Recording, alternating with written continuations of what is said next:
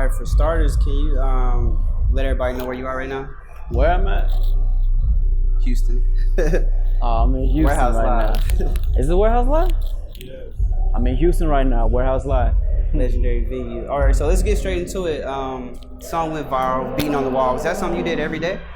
Music? That and freestyling on the wall.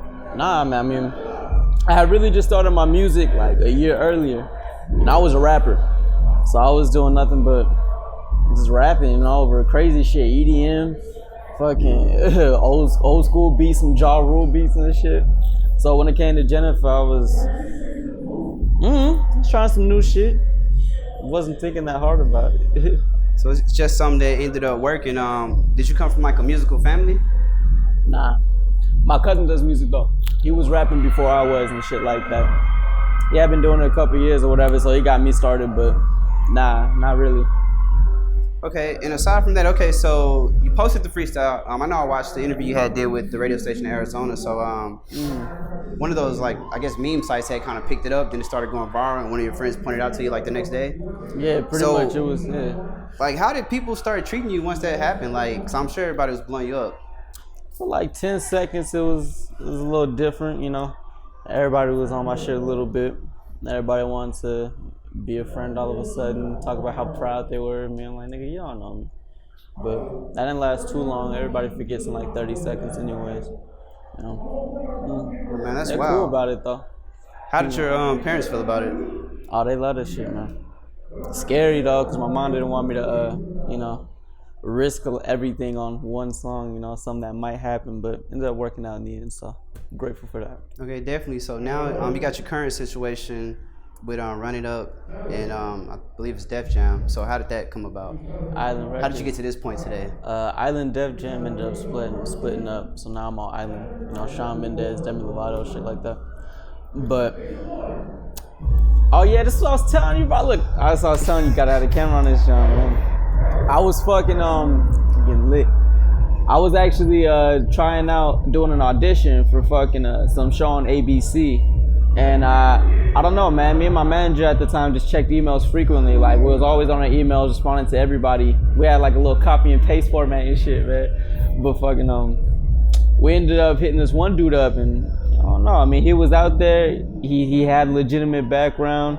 And he had someone that could meet us in LA. So when I landed in LA for the audition and shit, I took a meeting with him at the same time, and I decided, I don't know, man, I really don't want to be on TV. At least I don't want to start my career this way. So I ended up going with him and trusting him, and he got me somewhere where I need to be. Okay. So you, I guess so up until that point, a lot of people, because the song is already doing millions and millions of views at this point. My bad, bro. Let me get a little bit closer. Fun fact, Trinidad Cardona doesn't have the best ears. All right, so like, of course, the song is doing crazy numbers, so people are reaching out from everywhere. I guess, did you come across any scammers? Scammers? Yeah, people man, trying to... Jennifer got leaked, like, right before it dropped, man. Somebody did a horrible version. It's like payback. They did a trash-ass mix on purpose. They released it on Spotify, Apple Music, all that shit. And that's when the world was hella anticipating the song, so...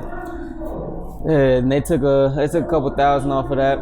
But even now, man, working with a lot of people, you never know who's a scammer. You gotta watch out for everybody, and I mean everybody, man. Definitely. So, dang, they had leaked this. I feel like I was jamming that version too, because I know if I go to my iTunes, it's like one that's like grayed out. Yeah. You have to go back and get the new one. So I feel like I was one of the people consuming that. And one of the things, though, a good lesson to take away from this is that niggas give up a little bit too easy, man. I was able to come back from that, regardless. So it's all about planning, strategicness, and shit like that. Learning actual business, but there's ways to come back from everything.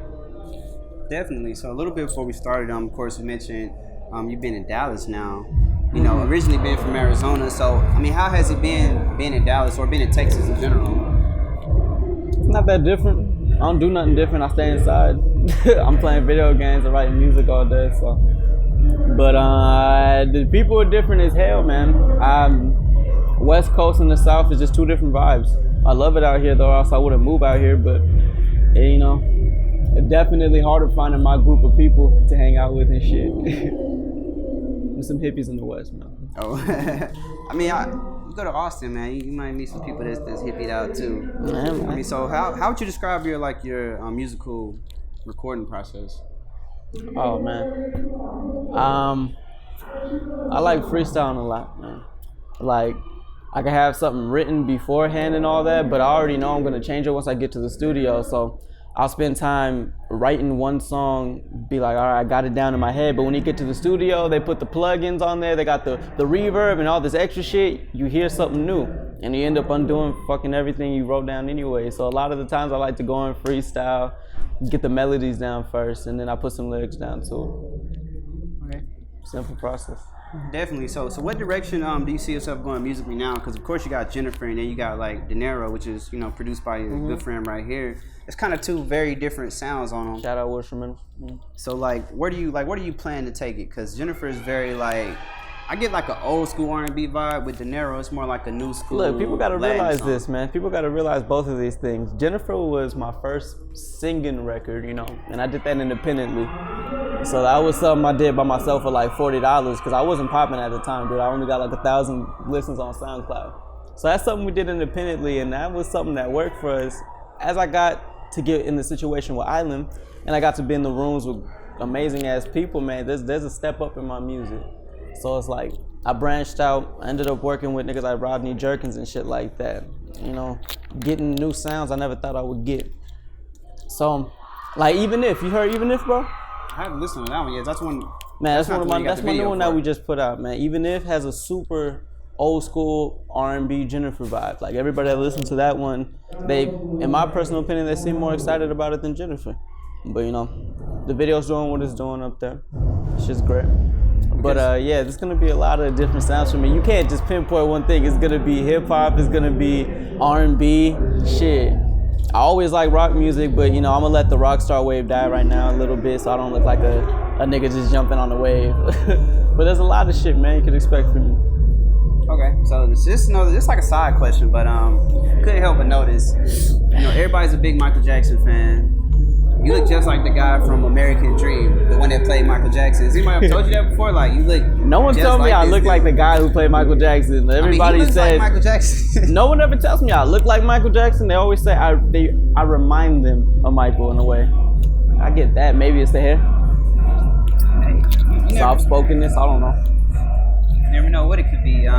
So you mentioned you didn't want to start your career off on TV. So once the music picks up a little bit more, you kind of more established, you gonna dabble into acting, or where, I guess, visually would you take it?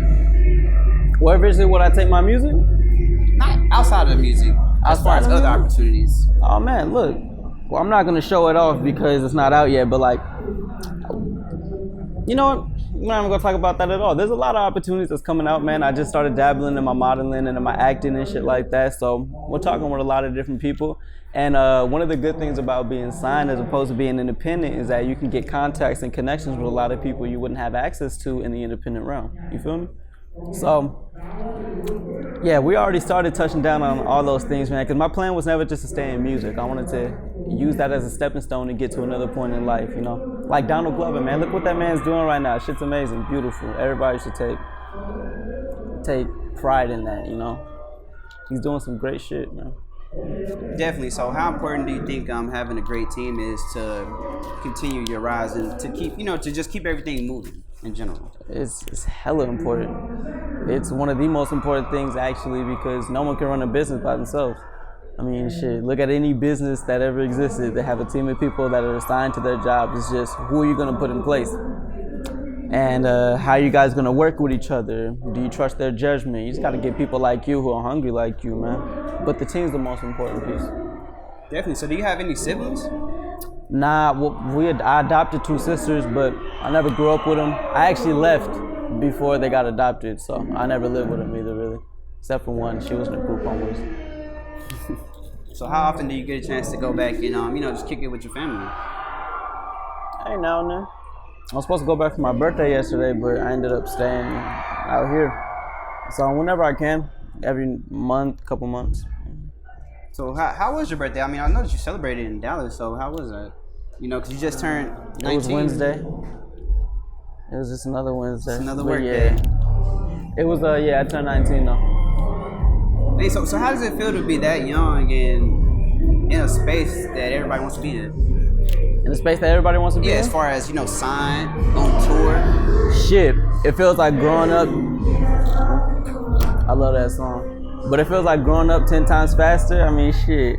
You look at all the glitz and the glam of it. Nobody tells you the business behind it and the reality behind it, man. So it's cool. It's like a wake-up call. I feel like I get to be 10 steps ahead of a lot of other people, Okay, I'm grateful for that.